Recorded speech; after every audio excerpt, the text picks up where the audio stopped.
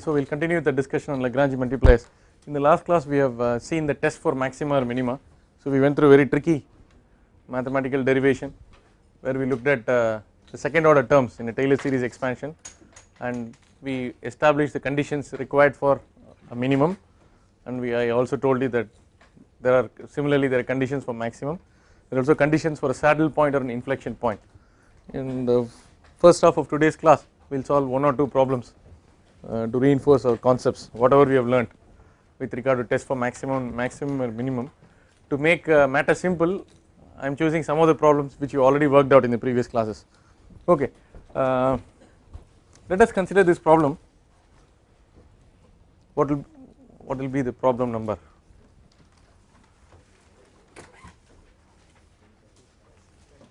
'27. Okay.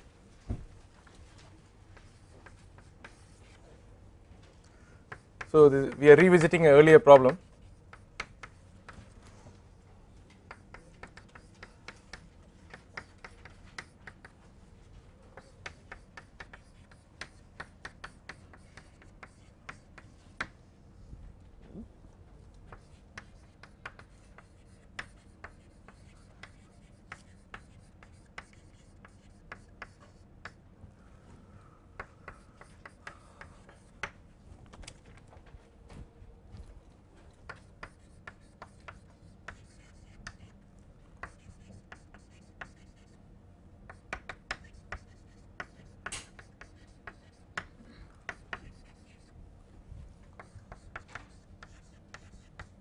Okay, the problem is like this: minimize y is equal to x1 x2, y is a function of x1 x2 equal to x1 minus 8 whole square plus x2 minus 6 whole square using Lagrange multipliers.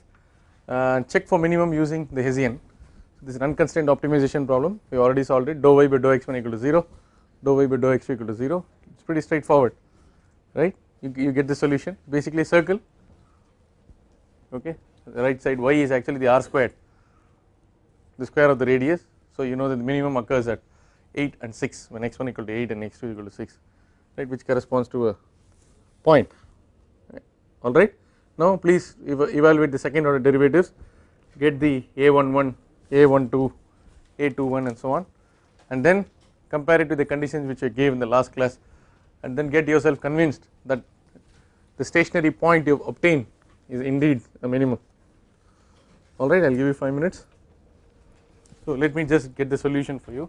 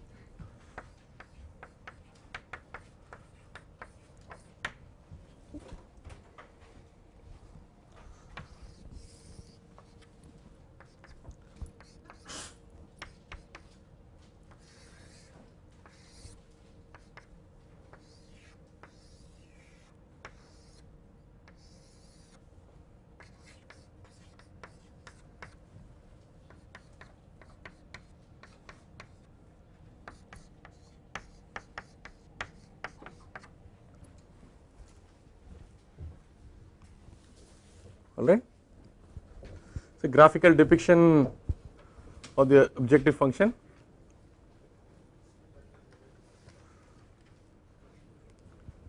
Now the second order derivatives are pretty straightforward. Is equal to 2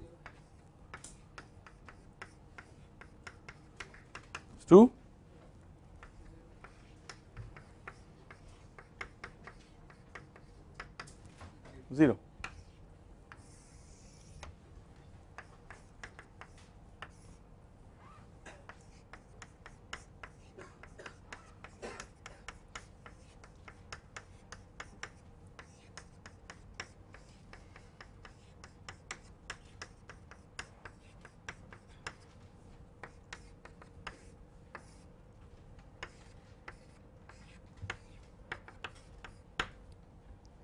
Okay.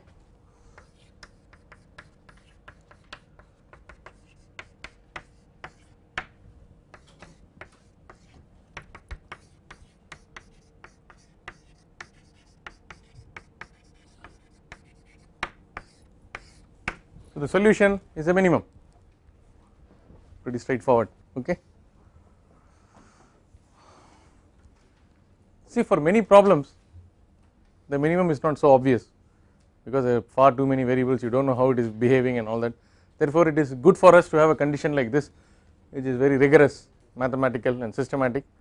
Only thing is, if you have more number of variables, getting the determinant of the Hessian and all that is going to be extremely painful. Okay, but there is no other way. Is it so hopeless that there is no other way? I keep telling, in most engineering problems it is reasonably well known whether we are say heading towards a maximum or minimum, but for mathematical exactness, okay, if you want to be rigorously mathematically establish it is a minimum or maximum, all these are required. For most engineering problems it is obvious whether the stationary point is a maximum or a minimum. Yeah. For 3 variables, what will the Hessian? What will the Hessian look like? It will be 3 by 3. 3 by 3, and the first will be a11, a12, a12. Dou squared y by dou x1 squared, dou squared y by dou x1 dou x3. Okay. a11, a12, a13. A11, A12, A13, A21, A22, A23, A31, A32, A33. Suppose you have 10 variable problem, you will be sunk. You have to write a separate program for calculating the Hessian. Already there is a pain in solving the Lagrange multiplier equations and all that. Okay, fine. So this we will solve one more problem. Is this clear? So for a simple case where the objective function is actually circle, the circle of radius x1 minus 8 whole square plus x2 minus 6 whole square root of, that is the radius. So the solution is like this. So problem number 28. Please revisit the cylindrical solar water heater storage problem.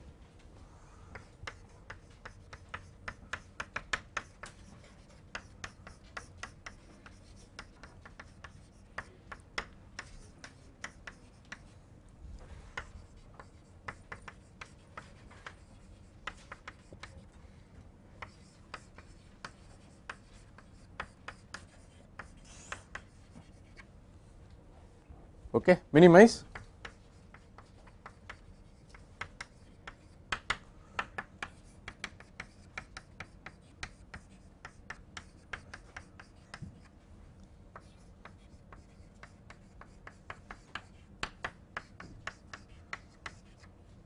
AR squared H is no.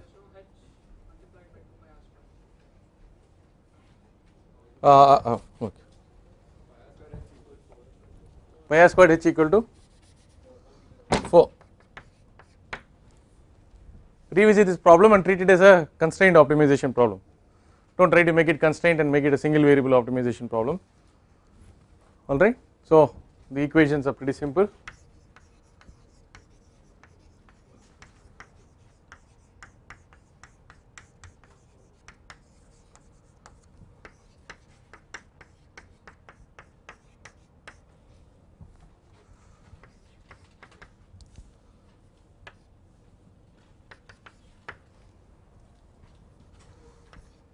This can be, call it phi or v, does not matter.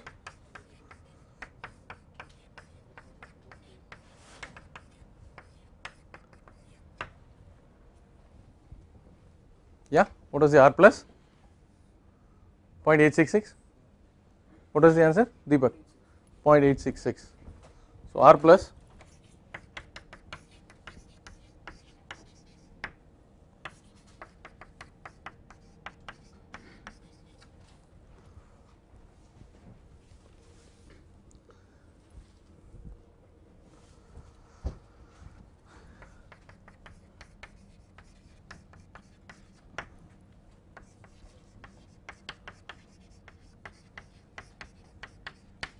So the problem starts now.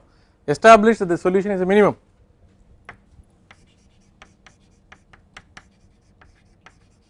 Needless to say, establish that the solution is a minimum using the Hessian.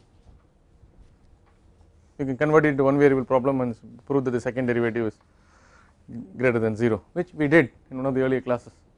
Now we will formally use the Hessian. This solution, everybody has the solution, right? We already solved it in one of the earlier classes.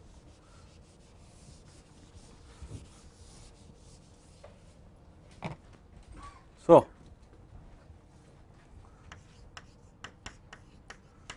dou A by dou R is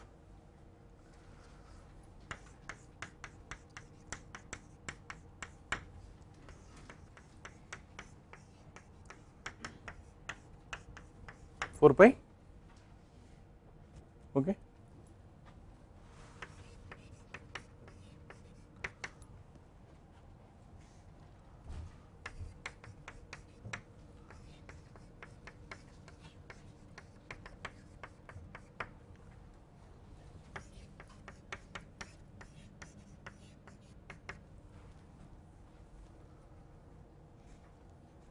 Zero.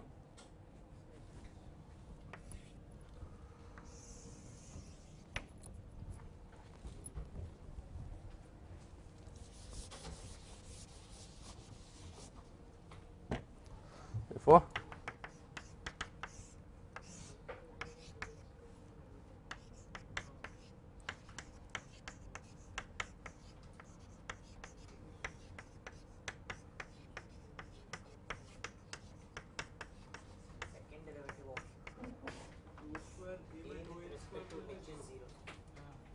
where? Yeah. What are you getting now?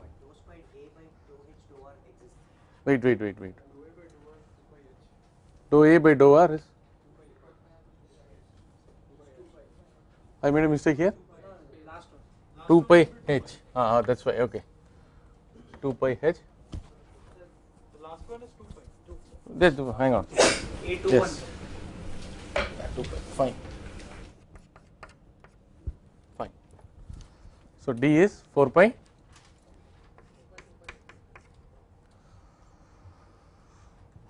Zero, huh? Correct? This is 0, right? Then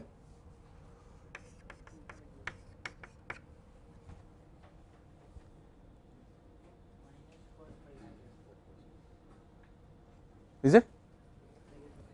D is negative. Giving trouble. Huh? What about the A11?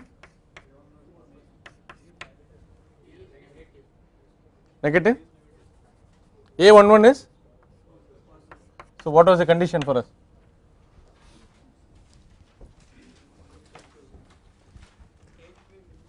Huh? D is negative. A22 is 0. Yeah, so Yeah, here A22 is 0. That is a problem because we don't have. It doesn't vary with the variables. Anyway, according to whatever we have, according to the rules, it is inconclusive, right? Or what is it? It is inconclusive. D has to be positive or negative. And what did you say? Hessian is equal to 0. No. What did we say? We said A11 D is 0 and A22 has to be greater than 0 and then Yeah, A11 is A11 and A22 both have to be positive. See, when I said A11 is greater than 0, why? So special treatment only for A11. Automatically implies A22. If any of these dou squared y by dou r square or dou squared by dou h square, any of these things become 0, then already the second derivative is becoming 0 of a particular this thing, right? Then automatically it is a, what does it mean? It becomes inconclusive. Okay. So Senthil, what happens is if d is less than 0, provided none of this is 0, then in whatever you are saying is fine, that it is a saddle point or all this. But now instead of starting the test with A11, we could have started the test with A22 also. When you say that, then when I said that if A11 or A22 is 0, then it is inconclusive. So we have to say that it is inconclusive. But however,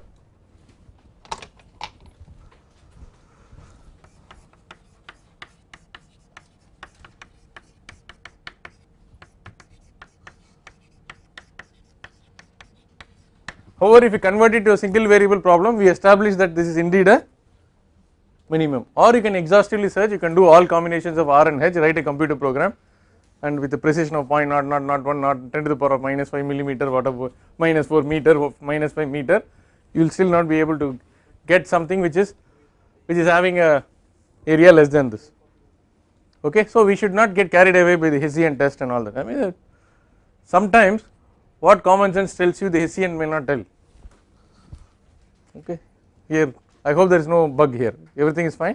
Okay, now we will solve a practical problem using Lagrange multiplier method before we close for this class. Then at 2 o'clock I will teach you the very important Kuhn-Tucker conditions, I mean wherein we will be able to solve Lagrange multiplier, use the Lagrange multiplier method for problems with inequality constraints also. Okay, so now we will go to problem number 29.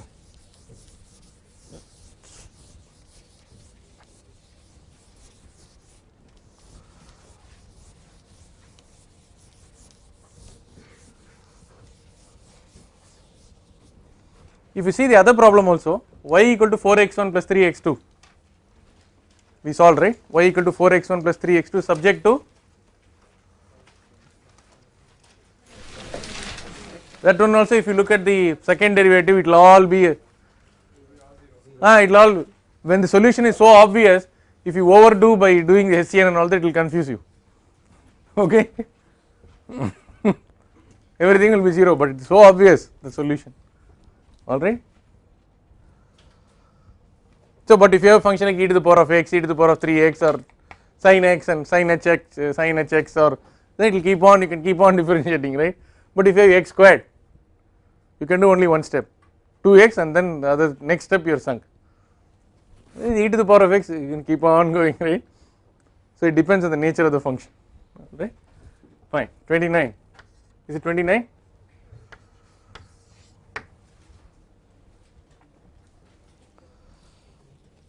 I will also put it up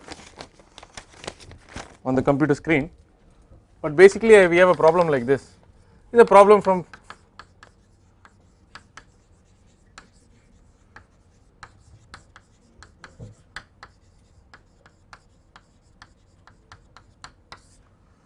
basically, it is a problem from fluid mechanics. Okay, flow in a pipe network. Okay, we are trying to optimize it using Lagrange multipliers.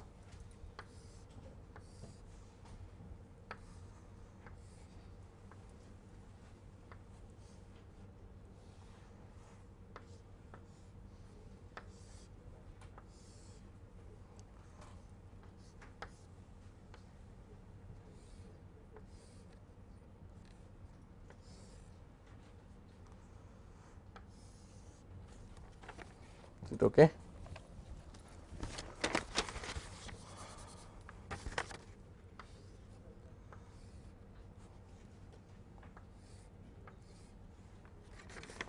Where should this come? It does not matter. Okay. So,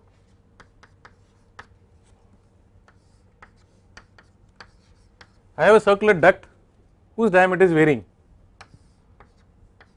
It is not varying with x as a function or something. I mean, it has got discrete three values d1, d2, d3. Air is flowing in. So, this m1 is 4 kgs per second. Here I am pulling out 1.5 kg per second. Here I am pulling out another 1.5 kg per second. So, here under steady state m4 has to be 1 kilogram per second, right.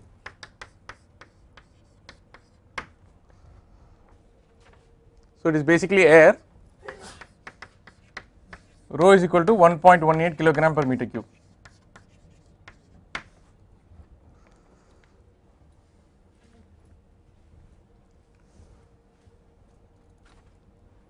All right.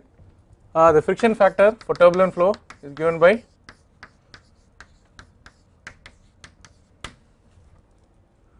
the kinematic viscosity of air is given to be 15 10 to the power of minus 6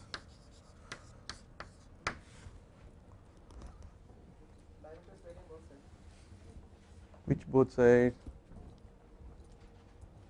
No, I have not drawn properly. No, it has to be equal, right?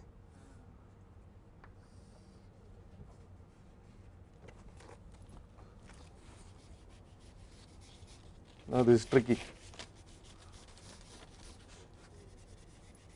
Now again I am pulling it out. Okay, let us draw without the, then I will pull out. Is it okay?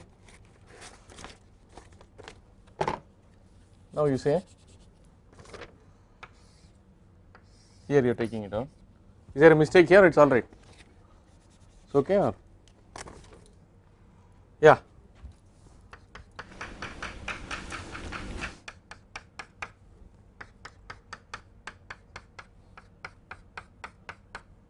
Okay, the circular duct, right? D1, D2, D3. Friction factor is given like this. Mass flow rates are given.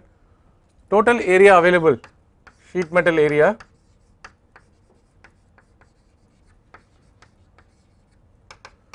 (120 meter square). Total sheet metal area is 120 meter square. Leave the sheet metal required for pulling out this. Okay, these are not important. And then this is 6 meters. This is not to scale. This figure is not to scale. This 8 meters, and this 10 meters. That is L1 is 6 meters, L2 is 8 meters, L3 is 10 meters. The lengths are given, the mass flow rates are given, the properties of air are given, right, and the formula for friction factor is also given. The total sheet metal area is also given. So what is the problem? Find the diameter such that the total pressure drop is minimized. It is a standard problem in fluid mechanics. Okay, what is the problem? Objective.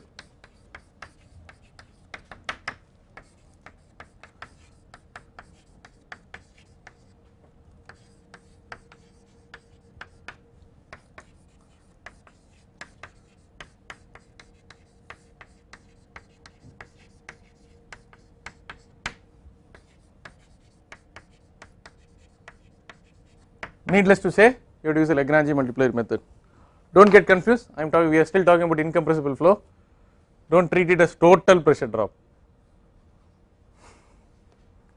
Okay, it's a total pressure drop. I am not talking about stagnation pressure. Can I have the screen now? Yeah, you can start working. This problem will come up on the screen also, just in case. I also want to check whether I made any mistakes on the board. The first line is determine the diameters D1, D2 and D3 in the circular duct shown below. So here it is given clearly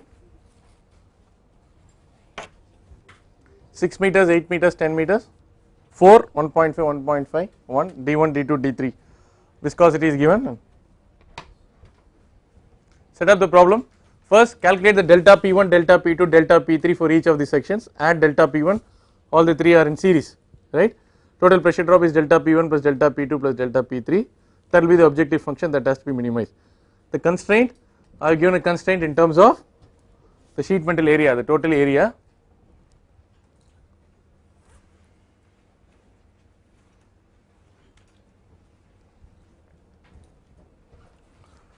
I will take attendance and then I will start working out. If everybody is through with this, we will take it off so that we can use the blackboard. Okay, so the objective function is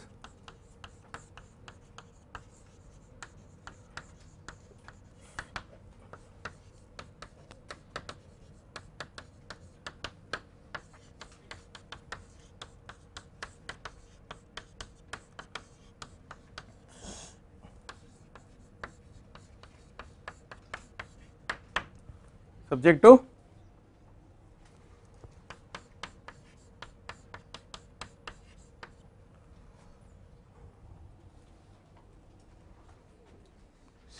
to pi d 2 pi r 6 pi d1 plus 8 pi 6 pi d1. yeah.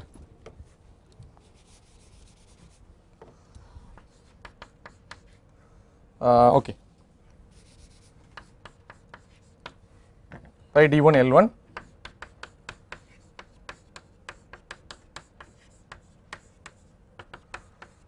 Okay. Now what is delta P1?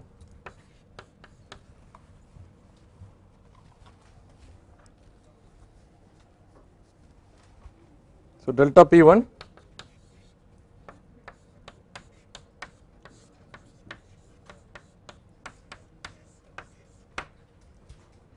correct, delta P2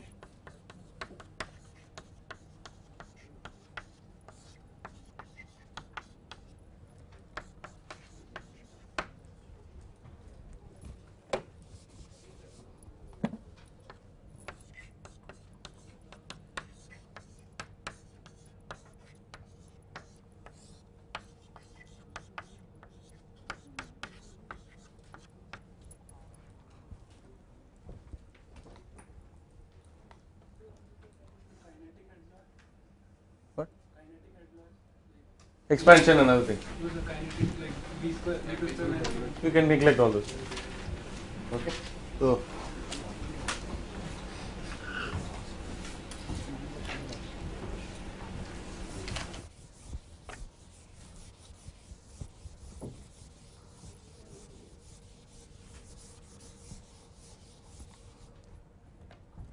we can, after finishing the solution, we can check if we want whether really contributing or whether it is a frictional losses, whether the FLV squared by 2 GD is much more substantial than the kinetic head loss, right. Now are there additional relations which are available? Are there additional relations available to us? Yes, sure. M1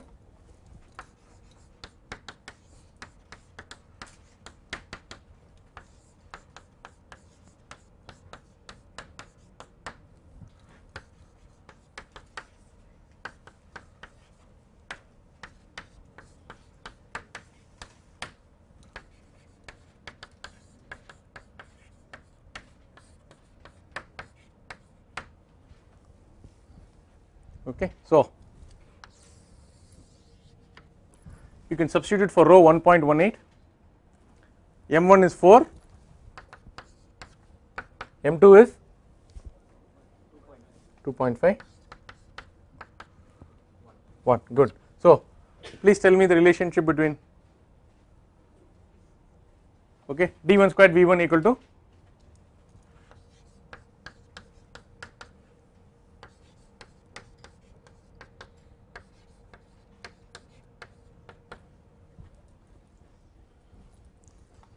we will do some simplification.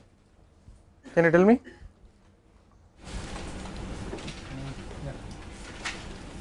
Vinay, can you just tell me the value? Is d1 squared v1 equal to 4 into 4 divided by 1.18?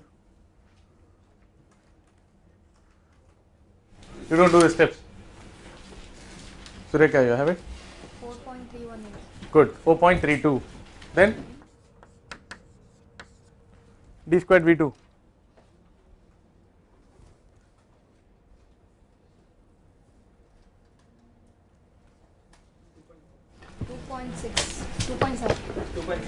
2.7, okay, fine. d3 squared v3, huh? 1.08, fine. Now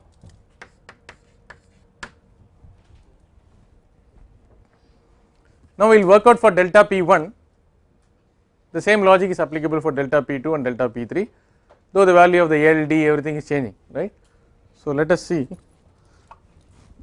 Now we are able to see that there is considerable effort in formulating the optimization problem. This is what is normally encountered in engineering.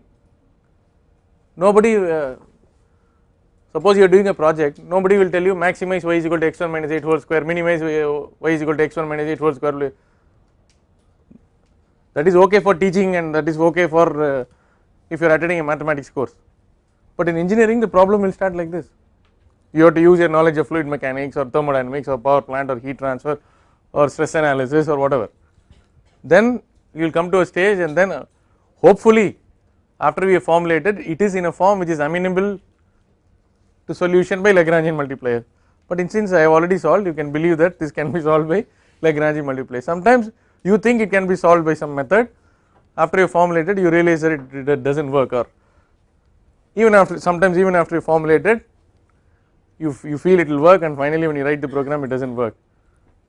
So optimization is not so straightforward in real life problems, right. Here you can see that there is considerable labor in formulating the problem, okay, though we are not using any advanced concepts, okay, there is a lot of algebraic manipulations involved in getting the objective function.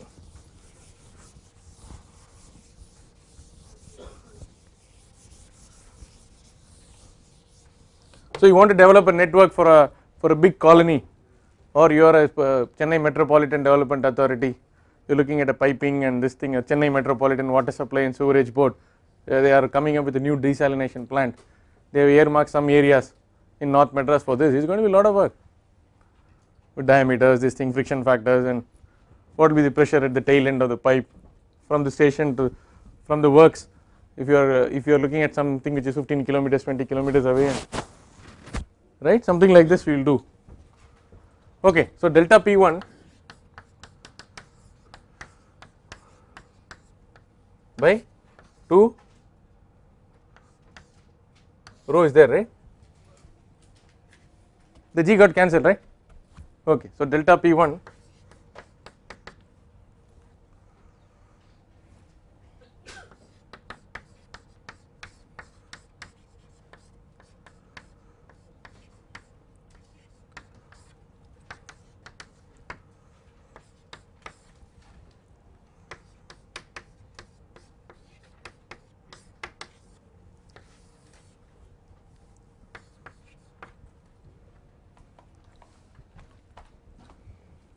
okay, I have done several things here.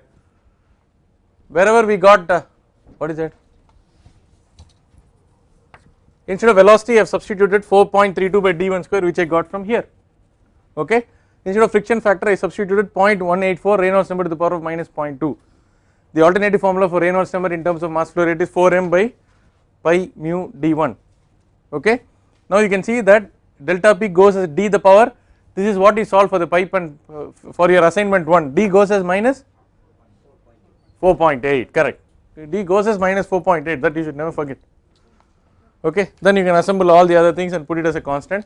Can you tell me, so you know all the other values, m, this m1, you know m1, L1, rho, everything, so delta P1 is equal to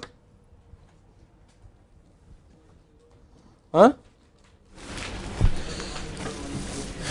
982 by d1 power 4.8 plus. I have the solution, but I don't know whether it's correct. So let us see.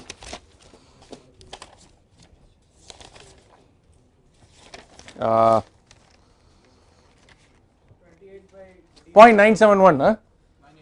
Okay, doesn't matter. So 0.971 d the minus, good.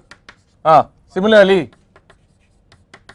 yeah, I hope all of you are able to follow these arguments, right? So you have to substitute, and it's just bulwark here, right? So similarly, delta P2. Where? The bracket. Sure. Yeah. You are able to see from there. You require a periscope. Vipin, I gave you attendance. Don't worry. You go. You can't see anywhere, right? You require a periscope. Huh? There will be transmission and distribution losses.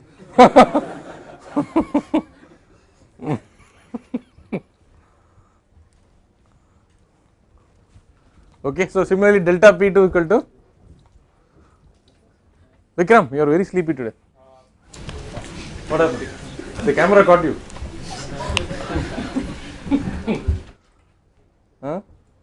Delta P2? 0.562. Good, 0.564 or whatever.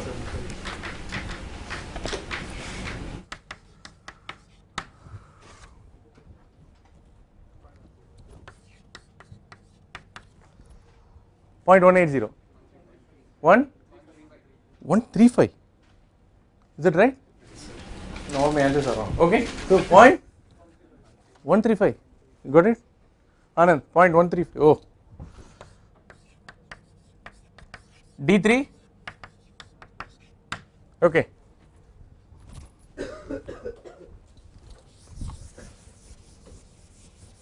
So you can expect a problem of this difficulty level in quiz 2, right? Not x1 minus 8 whole square plus x2 minus 6 whole square.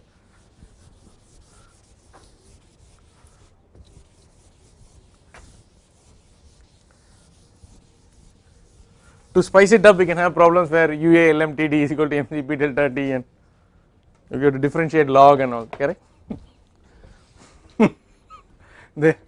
Therefore, y min y is equal to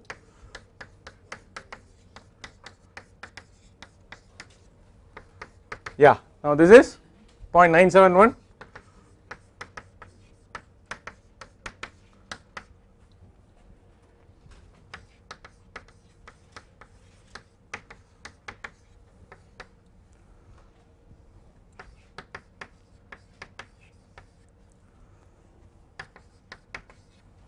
Subject to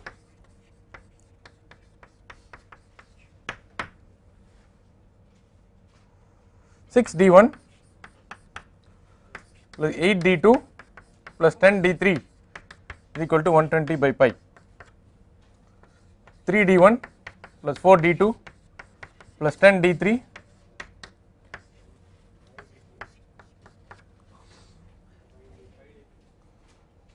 what happened?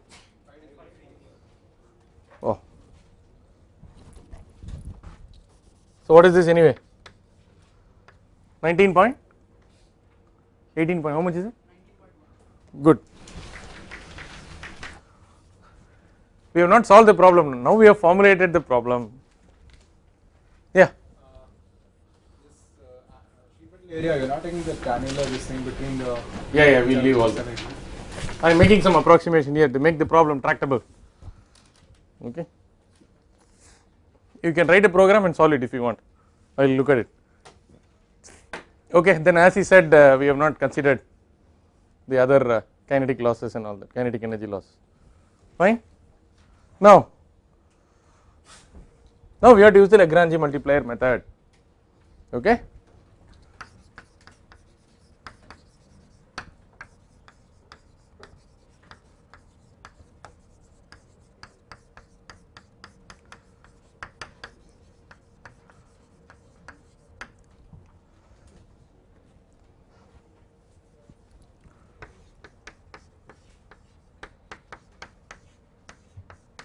So this is phi, huh? Correct?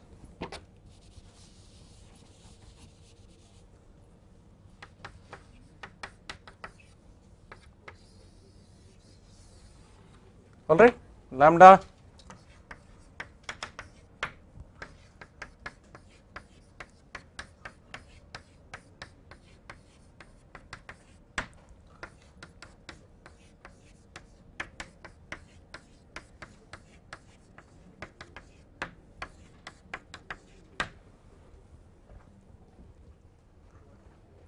any problem?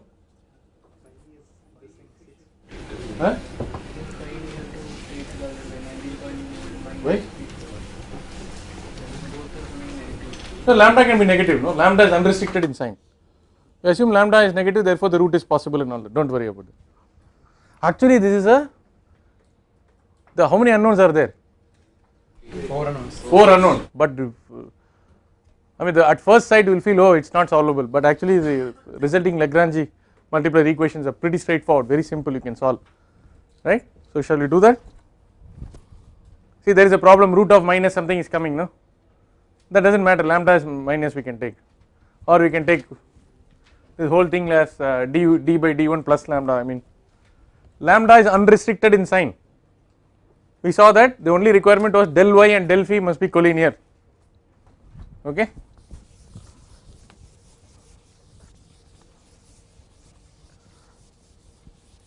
I asked this question in 2009 EndSem.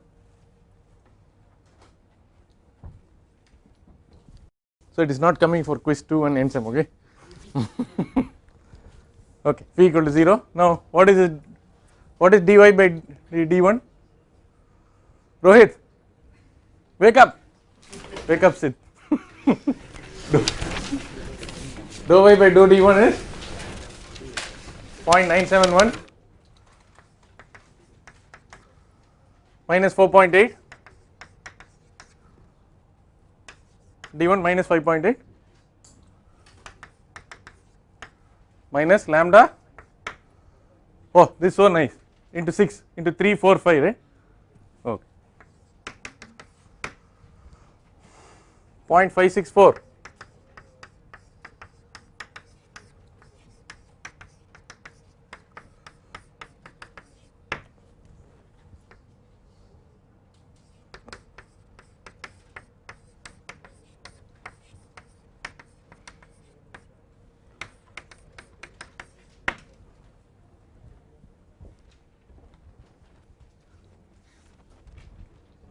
okay. So d1 is,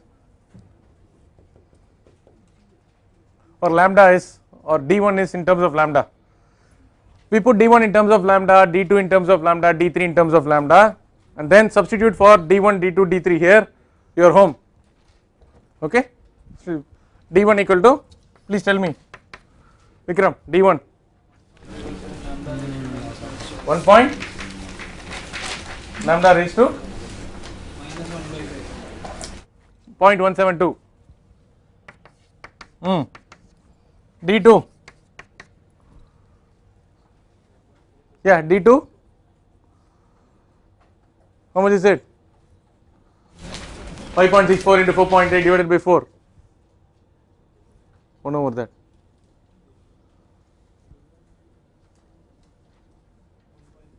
1.5 lambda to the power of minus 0.172, right, d3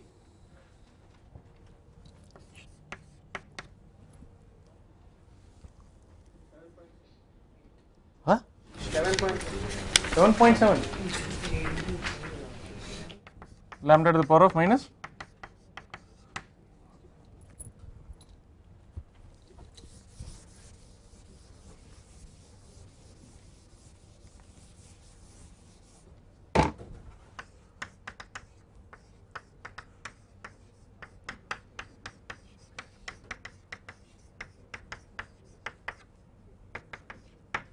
okay, therefore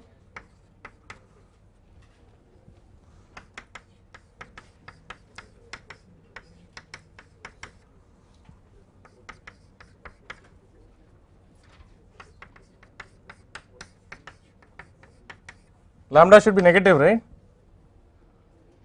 you have already made the correction,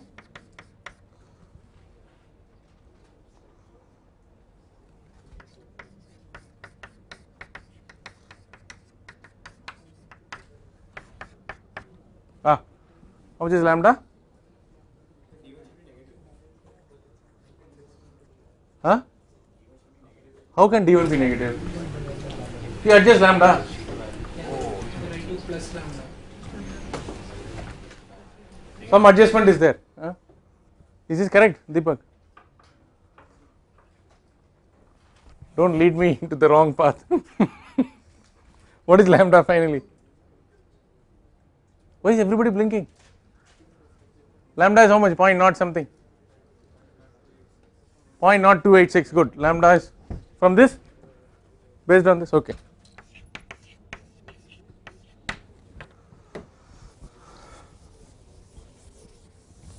Yeah, d1, d2, d3. Abhishek, you didn't get?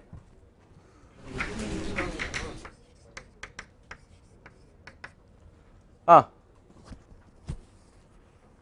Yeah, you can substitute there.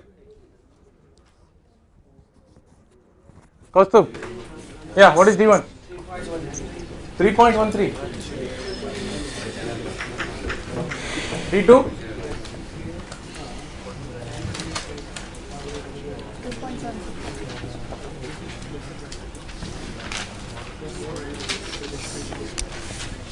d2 is how much? 2.76. Huh? 2.76. d3? Large numbers. Sir, how can that be? That is 1.5. Sir, first one will be wrong. Which one? D1 D2 actually has a D1. Lambda to the power of minus 0.1. So lambda is less than 1. Both are common. D1 No. should be greater than D1 should be greater than D2, should be greater than D3. Alright. What is D3?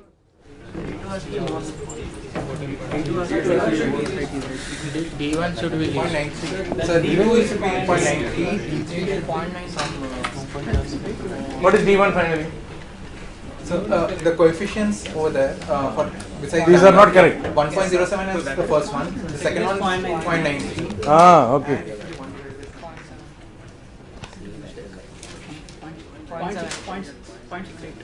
Point? 68. Yeah, so there is a mistake here.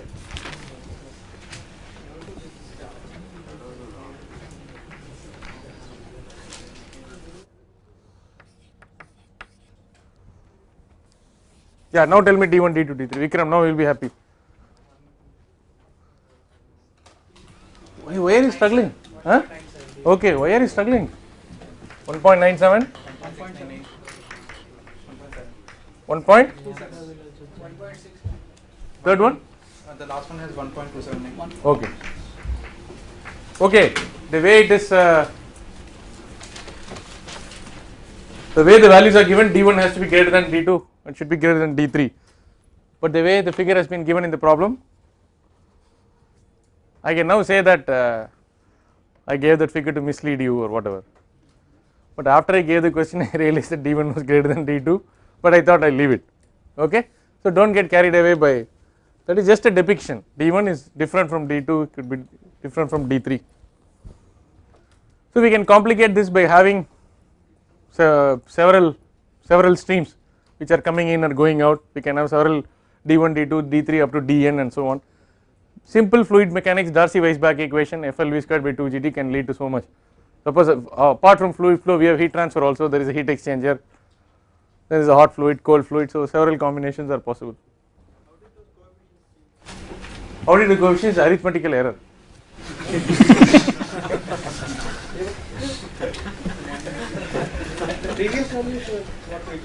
No, because I have, of course I made a mistake in delta P3.